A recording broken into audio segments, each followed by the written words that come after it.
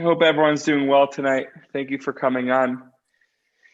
All the chavra. This is a beautiful, thirsty for God. I think we're all thirsty for some Rabbeinu Torah right now, and that's what we're going to talk about. Thirst is a very great desire. We all know that. It is wonderful to long yearn and thirst for God. It's amazing to be thirsty. That's why we're all on right now.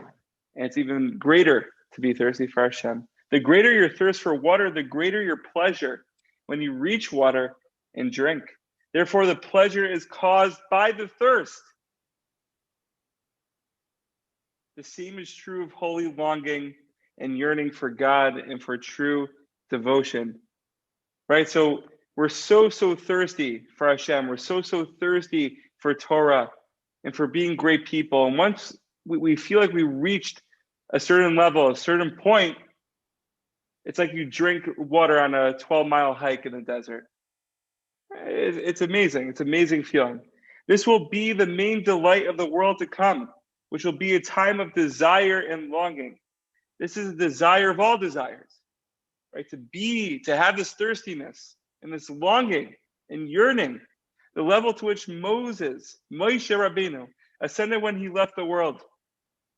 Likewise, Avram even paid 400 silver shekels for his final resting place. This was the yearning. This was the thirst for the future. This was the thirst to reach and feel Hashem, to feel God, and to feel like you're improving. The Holy Zohar, and guys, this is up to you, because I'm just not on this level. Rabbeinu is just quoting the Holy Zohar we're about to experience, Lag BaOmer. Says there are 400 worlds of yearning that the tzaddikim will inherit in the future. If anyone knows this piece from the Zohar, you can mute yourselves. iPhone 1 already has this mic unmuted. This is beautiful. He's fired up for that Zohar. Rabbeinu concludes, there are worlds of yearning because then we will be worthy of true thirst and yearning for God. Quenching this thirst will be the main delight of the future world. Right, so it seems to me, maybe you guys have a different perspective, but in the world to come, in Olam Haba, all the thirstiness in Olam Hazeh we'll have that water. We'll have unlimited water. We'll have unlimited fluids to quench our thirst. But it's so important when we're in this world to constantly be yearning, to constantly be longing, to have openness. And we've been discussing, honestly, this piece encapsulates what we've been learning over the past week, that desire to do more, to forget even the good that you do so that you can continue to be greater and you can continue to be good, but also forget about the bad so you could remove the bad and do more good. This is the constant thirst to get closer to Hashem. And when we feel those times where we're actually drinking gallons of water, like I am feeling right now with you guys, we have to appreciate it, and also it can give us a glimpse of Olam Haba. It can make us even thirstier. Mirza Hashem, guys. Questions, comments, disagreements, please feel free. Fired me up. Chaim. Chaim. When does the thirst get quenched? That's a beautiful, beautiful question.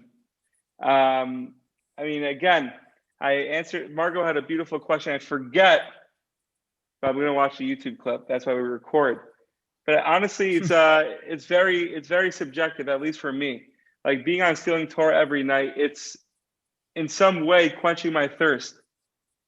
Right? I'm having this thirstiness for Torah, to see the chevra. I mean, we have so many chevra right here. We have someone from Araita, someone from Chashma, someone who's in IDC, but was working in Tel Aviv the whole day, someone in Florida, the couple that's holding up the community, and someone in Toronto.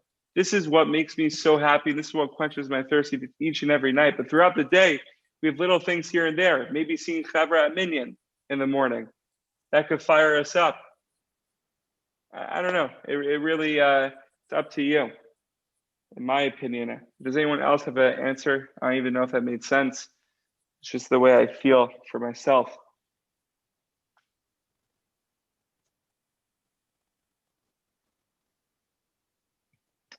Beautiful. Um,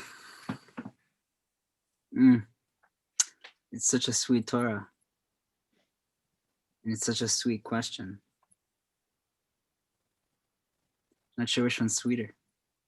I think part of the point is you appreciate sweetness a lot more when you have when you're hungry for it, or when you desire it. So it's not just jumping to the sweetness; it's the desire before the sweetness. So you've answered your own question now. But if you're well fed, then you don't desire the sweet in the first place. Yeah. So I'm just saying, if you're the moment you're thirsty, you're already dehydrated. Mm-hmm. You just constantly sipping, that you won't get thirsty. It's better that way. You might not realize it, but it's better that way. This is a good point. Inyana de Yoma. Why? Pesach Sheni is all about second chances. Realizing that maybe we didn't do well the first time, but we can keep getting better. We can keep drinking a little bit more water. We can keep coming closer. And I mean, obviously, this thirst that we have for Torah is plays out in every single aspect of our lives, I guess. Like, we want to go do something that we think in our minds doesn't have something to do with Torah, but in truth, it really does, because, how could it not? And I guess that's what like Pesach Sheni comes to tell us, that we have to realize that just like in Nisan, where Geula and redemption could have been so clear, now in ER where it's not so clear, where majority of ER where during the sphere where we're not listening to as much music, if any at all, we're not as exactly in this happy, but we should be happy according to the Ramban. Not getting into that now, but it's a time that we're realizing that we're getting closer, I guess. I don't know. We're getting closer, and there's also I love Margot's point. There's always more water to drink. Right? We're never going to be content. We're always going to want some more electrolytes. We're always going to want some more water to hydrate us, some more Gatorade. So, Mirza Hashem. Mirza Hashem. Anyone else?